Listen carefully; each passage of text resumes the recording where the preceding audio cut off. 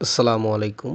আমি আব্দুল ওহাব রুবেল। আজকে আপনাদের সামনে কথা বলবো রাসূল সাল্লাল্লাহু আলাইহি সাল্লামের একজন প্রিয় সাহাবী, যিনি বেশ কয়েকটি যুদ্ধ ইহুদিদের হয়ে করেছিলেন, অর্থাৎ কাফের মুশরিকদের হয়ে করেছিলেন এবং পরবর্তীতে আল্লাহ পাক এই সাহাবীকে নাম দেন সাইফুল্লাহ, অর্থাৎ আল্লাহর তরবারি। আমি কার কথা বলতেছি? তিনি ছিলেন আর কেউ নন, খালিদ বিন ওয়ালিদ রাদিয়াল্লাহু তাআলা আনহু। জীবনী সত্যি অত্যন্ত আকর্ষণীয় ও অনুপ্রেরণাদায়ক। তার সম্পর্কে আরও কিছু গুরুত্বপূর্ণ ও চমকপ্রদ তথ্য নিয়ে আমি আপনাদের সামনে। উহুদ যুদ্ধের চতুরতা। উহুদ যুদ্ধে তিনি যখন মুশরিকদের পক্ষে ছিলেন, তখন পাহাড়ের উঁচু দিক দিয়ে মুসলিম বাহিনীর পিছনে আক্রমণ চালান।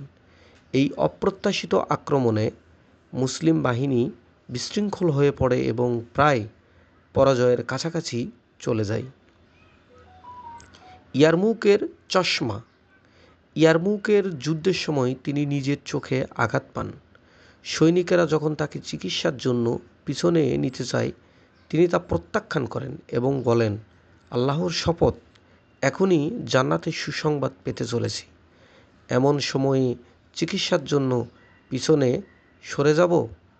এরপর তিনি ঘোড়া থেকে লাফিয়ে শত্রু বাহিনীর উপর ঝাঁপিয়ে পড়েন। নদী পার হওয়ার অভিনব কৌশল। এক যুদ্ধে শত্রুপক্ষ নদীর ওপারে পাহাড়ে অবস্থান করছিল। খালিদ রাদিয়াল্লাহু তাআলা আনহু তার সৈনিকদের বললেন, ঘোড়াগুলোকে এতটুকু পানি পান করাও যেন তারা তৃষ্ণার্ত থাকে। এরপর শত্রুপক্ষের সামনে দাঁড় করিয়ে ঘোড়াগুলোকে নদীর দিকে ছেড়ে দিলেন। তৃষ্ণার্ত ঘোড়াগুলো দ্রুত নদী পার হয়ে শত্রুপক্ষের উপর আক্রমণ চালায় এবং বিজয় অর্জিত হয়। অসাধারণ ও শারীরিক ক্ষমতা। তিনি ছিলেন অত্যন্ত শক্তিশালী। যুদ্ধক্ষেত্রে তিনি একসাথে দুটি তরবারি ব্যবহার করতে পারতেন এবং দুই হাতেই সমান দক্ষ ছিল। তিনি প্রায় বলতেন, উহুদের যুদ্ধে যদি আমি মুসলিম বাহিনীর বিরুদ্ধে লড়াই করছিলাম, যদি সেই যুদ্ধে আমার ভূমিকার জন্য আমি আজীবন কাঁদতে থাকি, তবুও তার প্রায়শ্চিত্ত হবে না। খালিদ রাদিয়াল্লাহু তাআলা আনহু এই উহুদের যুদ্ধের ইহুদিদের পক্ষে যুদ্ধ করার কারণে সারাটা জীবন তিনি দুঃখ প্রকাশ করেছেন। তিনি ছিলেন অত্যন্ত দানশীল। বিজয়লব্ধ সম্পদ থেকে তার প্রাপ্য অংশ তিনি প্রায় অন্যান্য সৈনিকদের দান করে দিতেন। মৃত্যুর সময় তিনি তার বর্মটি দেখিয়ে বলেছিলেন, আমি এতগুলো যুদ্ধে লড়াই করেছি, আমার দেহ তরবারি, বর্শা ও তীরের এতগুলো আঘাত আছে যে মৃত্যুর সময় এখন আমার শরীরের একটি স্বাস্থ্যকর জায়গাও খুঁজে পাচ্ছি না, অথচ আজ আমি শয্যাশয়ী হয়ে স্বাভাবিক মৃত্যুবরণ করছি। যোদ্ধাদের কখনোই এভাবে মরতে দেখা যায়নি। তিনি কাঁদতে থাকলেন এবং বললেন, জান্নাতি লোকদের মৃত্যুতে কোনো বিশ্রাম নেই। ইসলাম গ্রহণের আগে তিনি স্বপ্ন দেখেছিলেন যে তিনি একটি সংকীর্ণ ও অন্ধকার জায়গায় আটকা পড়েছেন। সেখান থেকে বের হয়ে একটি প্রশস্ত ও সবুজ মাঠে চলে আসছেন। এই স্বপ্নের ব্যাখ্যায় তিনি ইসলাম গ্রহণের পর বুঝতে পারেন, অন্ধকার জায়গাটি ছিল শিরক কুফর আর প্রশস্ত মাঠটি ছিল ইসলাম।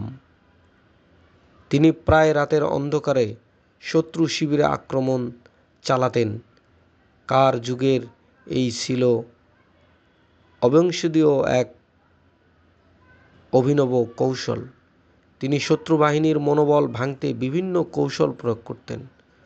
কখনো সৈন্য সংখ্যা বড় দেখানোর জন্য অতিরিক্ত আগুন জ্বালাতেন, কখনো বিভিন্ন দিক থেকে একসাথে আক্রমণ চালিয়ে শত্রুদের বিভ্রান্ত করতেন।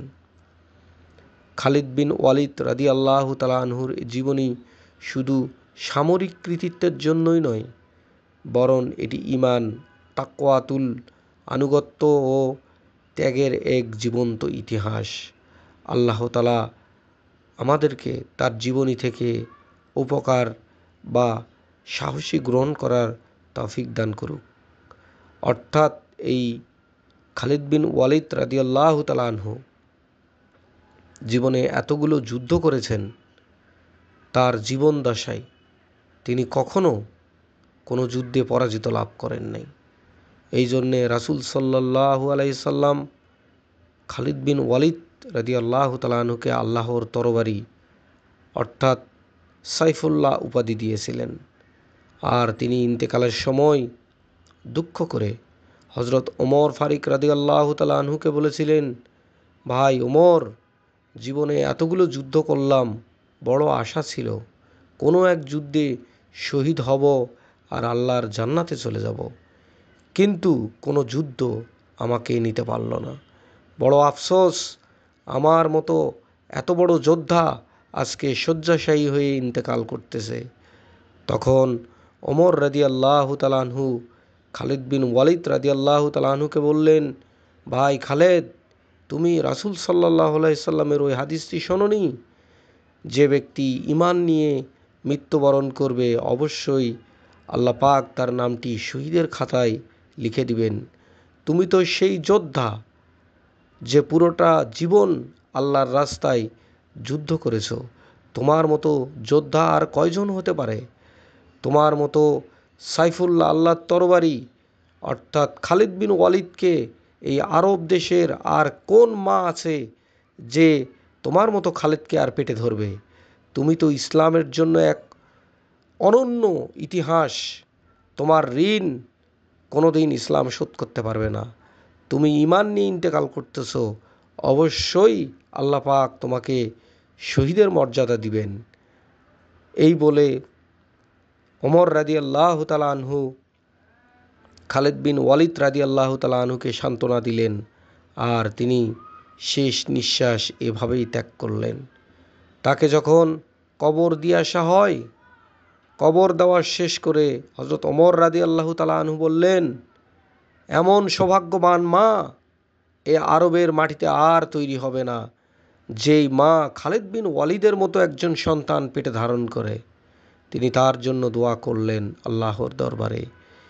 এছাড়াও খালিদ বিন ওয়ালিদ রাদিয়াল্লাহু তাআলা আনহু একবার তিনি যুদ্ধের সেনাপতি থেকে ওমর রাদিয়াল্লাহু তাআলা আনহু তাকে বহিষ্কার করে সৈন্যতে নেমে দিলেন আর বললেন, ভাই খালিদ, তোমাকে সেনা প্রধান থেকে সৈন্যতে নেমে দেওয়ার একটাই কারণ, মানুষ জানুক যে এই যুদ্ধগুলো সব আল্লাহর পক্ষ থেকে, কোনো ব্যক্তির কৃতিত্ব থেকে এই যুদ্ধগুলো জয় নয়।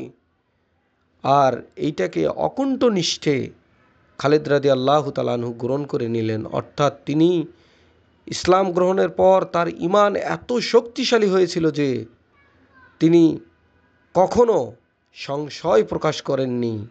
আল্লাহ রাসূল সাল্লাল্লাহু আলাইহি সাল্লাম যা বলেছেন এক বাক্যে তিনি তা গ্রহণ করে যুদ্ধে ঝাঁপিয়ে পড়েছেন। আমরা সকলেই খালিদ বিন ওয়ালিদ রাদিয়াল্লাহু তাআলা আনহুর জীবন থেকে শিক্ষা গ্রহণ করি এবং তার মতো একজন নিবেদিত প্রাণ নিজের জীবনকে ইসলামের জন্য বিলীন করে দেওয়ার জন্য একনিষ্ঠতা হয়ে আমরা নিজেদেরকে বলিয়ান করে তুলি। আর আমরা এই খালিদ বিন ওয়ালিদ রাদিয়াল্লাহু তাআলা আনহুর জন্য দোয়া করি যেন কিয়ামতের দিন পরবর্তীতে আল্লাহ পাক যদি কখনো এই খালিদ বিন ওয়ালিদ রাদিয়াল্লাহু তাআলা আনহুকে দিয়ে যদি দুনিয়ার জমিনে যুদ্ধ পরিচালনা করার যদি নেতৃত্ব বা দায়িত্ব দেন, আমরা যেন তার সৈনিক হয়ে তার সঙ্গে ওই যুদ্ধে অংশগ্রহণ করতে পারি। আসসালামু আলাইকুম ওয়া রাহমাতুল্লাহি ওয়া বারাকাতুহু। সকলে ভালো থাকবেন। আল্লাহ হাফেজ।